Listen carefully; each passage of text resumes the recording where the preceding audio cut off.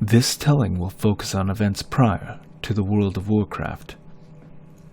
Uther the Lightbringer, the first paladin, supreme commander of the Knights of the Silver Hand, defender of Lordaeron. This is his story. Uther started off as a knight and cleric, the latter under the mentorship of Archbishop Alonzus Fol, even before Fol had gained such a venerated title. During this mentorship, the First War fell upon Azeroth. Battles and chaos ensued, and at the cost of the stronghold of Stormwind and many human lives. Alonzus, seeing this, tirelessly sought to give more strength to the protection of the people. In this deep pursuit of knowledge, he would eventually discover a way to weaponize the light, not as a means of destruction, but as a means of preservation. He needed someone exceptionally gifted in the light that could command this important balance. Alonzus thus made a new type of warrior, the Paladin, and his most trusted pupil, Uther, would be the first of these new weapons. Next made was their order, the Knights of the Silver Hand. With Uther's leadership, they would be the fighting force that the humans needed to protect their realm from the orcs and other evils that might assail it. Serving directly under Uther would be many legends of their time: Seidan Dathrohand, Turalyon, Gavinrad the Dire, and Tirion Fordring.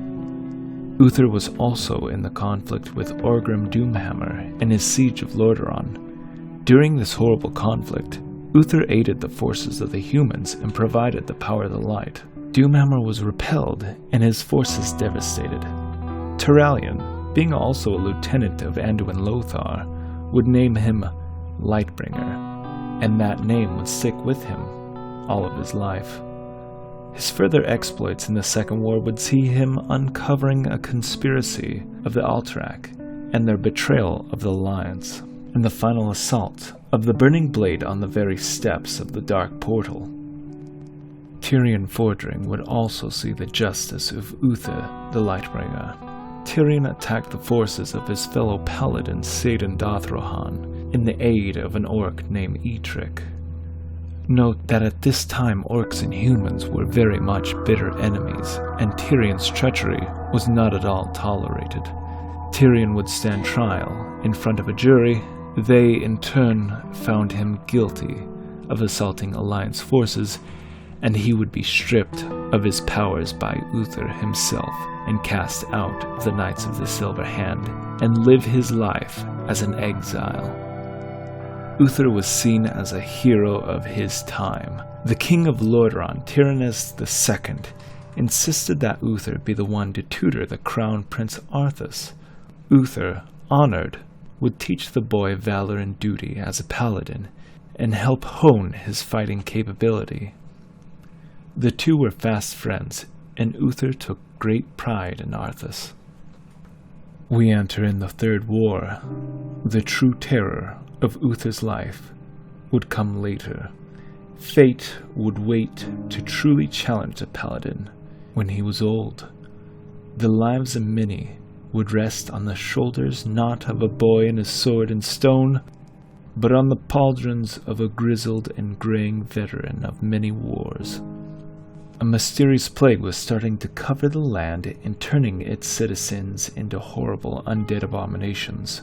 Once churned, they would attack anything living. Uther would enter the conflict, assisting Arthas at Hearthglen. Seeing Arthas overrun by undead, Uther charged in, saving Arthas and the warriors stationed there. Arthas was becoming more and more hot-headed and would not listen to the counsel of Uther or Jaina.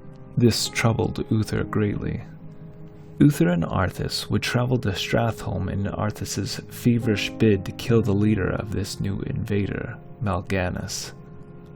Upon arriving, Arthas noticed that the citizens of Stratholme already showed signs of the plague. To the horror of Uther, Arthas demanded the purge of the city. Killing the innocent for Uther was never an option, and even after Arthas's commands to do so, Uther refused.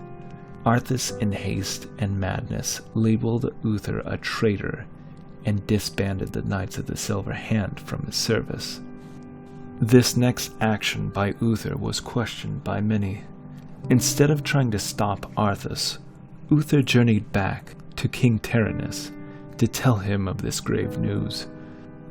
Perhaps if Uther tried to stop Arthas, Arthas would most likely have attacked Uther, leaving most of their combined forces destroyed, thus giving more power to the enemy. Uther certainly did not want regicide, and most likely seeing this made his hard choice to leave. As the war continued, Lordaeron began to change. Grass and trees dying as if the land itself was poisoned, distant screams less frequent now, replaced more and more by the howls of decrepit horrors. The king was dead, Uther's pupil his killer, the air pungent with the countless cadavers of those Uther sought to protect. Uther would carry the ashes of the last king of Lordaeron to rest. In this effort, Arthas would reappear, and this time he nonchalantly demanded the urn, perhaps seeing Uther as no real threat. However, Uther was no mere old man. He was a machine of war, built solely for the destruction of those that threatened mankind. Tired hands clenched the hammer of the Lightbringer, enemy of evil. The old paladin knew that if he was unable to stop Arthas here, it would mean the complete destruction of his homeland and the countless lives therein. Cruel fate had put the baby Arthas in his arms, to watch him grow, to teach him, to love him like family, to call him brother, and to fight the enemies of man beside him. He had put all his hopes in his future king, and now fate demanded his death. Duty, heavier than a mountain. We cannot know all the factors that resulted in the fight's outcome, the pain, the loss felt by Uther. But when it was over, the light's greatest weapon, the last bastion of hope for the preservation of Lordaeron, lay dying in the ground in the rotten grass. A lone candle, now snuffed out, plunging Lordaeron into darkness, the land forever lost. Tyrion Fordring would come out of exile to unite the Paladins and Death Knights alike into the Argent Crusade. Tyrion would somehow gain his powers back, possibly due to the death of Uther, or perhaps the old Paladin Uther did not fully take away everything from Tyrion, and knew that one day he would play a part in later events.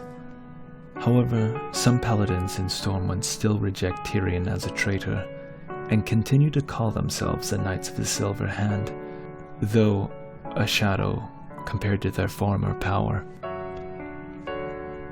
In the streets of Stormwind, next to the old cathedral, sits the statue dedicated to Uther.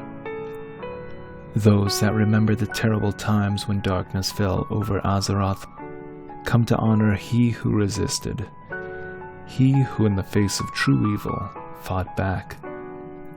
There are even some that say some heroes never truly die. Whispers tell the tale that when the time comes to reclaim their lands of Lordaeron, even death will not stop Uther the Lightbringer, and his light will lead the charge home.